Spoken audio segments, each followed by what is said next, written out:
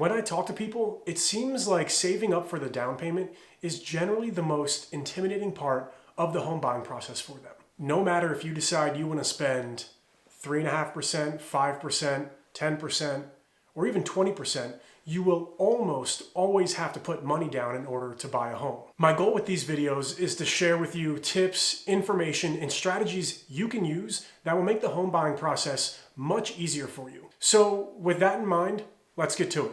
Here are the top 3 steps you should be taking in order to save up for a down payment. Step number 1, automate your down payment savings.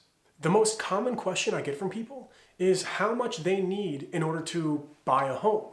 Well, most don't know that you can buy a home with as little as 3.5% to 5% down in some cases. Okay, so now you know how much or around how much you might need in order to buy a home.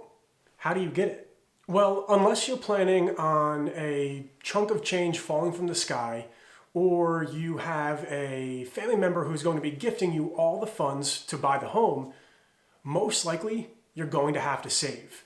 And if you're anything like most people, saving isn't your strongest habit that you've acquired over time. So let's take all of the guesswork out of it. Set up your checking account so that it takes a portion or a flat amount of every single paycheck you get and deposit it directly into your home buying fund. Think of this like a separate savings account only for your down payment and other closing costs that are associated with buying a home. When you dedicate yourself to a process like this, you take out all of the guesswork when it comes to saving. You no longer have to remember to, put X amount in and go to the bank or log on to your mobile app and do all of the different withdrawals and transfers that you normally have to do. You simply have to sit back every month and know that it's getting taken care of. This step removes so much of the stress that will be associated with saving up for a down payment. Step number 2, build up your credit history and keep it clean. When you go to apply for a mortgage, lenders are going to want to see that you have an established credit history and that you've been able to pay off any past debts. That means staying on top of your loans and credit cards and paying them on time. There are a lot of strategies you can use to build up your credit and utilize it in a really creative fashion. However, when it comes to home buying, stick to the basics. Let's build up your credit, keep the history clean, and do as much as you can to make sure that when a lender looks at your credit profile, they see nothing but a clean one. Step number 3, practice living on a budget. We live in a world that is entrenched in immediate gratification.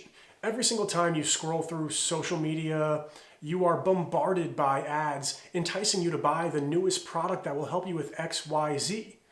But in reality, these bad spending habits only make the process for which you want to save up for a down payment harder and harder. And although it may not be cool to live on a budget, practice frugality, and make a habit out of spending below our means, by downsizing your spending, you allow yourself to save up for your down payment and any related purchase costs to buy a home, which ultimately will make your real estate goals come true quicker. Maybe that means you can't get every new piece of clothing you see online, or maybe you have to cut back on the amount of times that you eat out every single month. Whatever it is for you, it will be tough to stay true to your budget, but the payoff is worth it. So let's review. The 3 steps you can take to save up for your down payment are automate your down payment savings, build up your credit history and keep it clean, and lastly, practice living on a budget.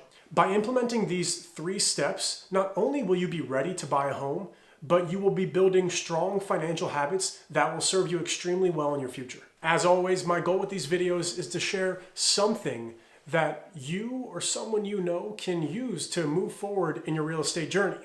If there's something I missed or if there's a topic you want me to address, just leave a comment below or message me. And if you got this far in the video, like it, leave a comment. That just helps me as I continue on my real estate journey. This is Noah Scott, Realtor at Vanguard Realty Alliance. Thanks so much.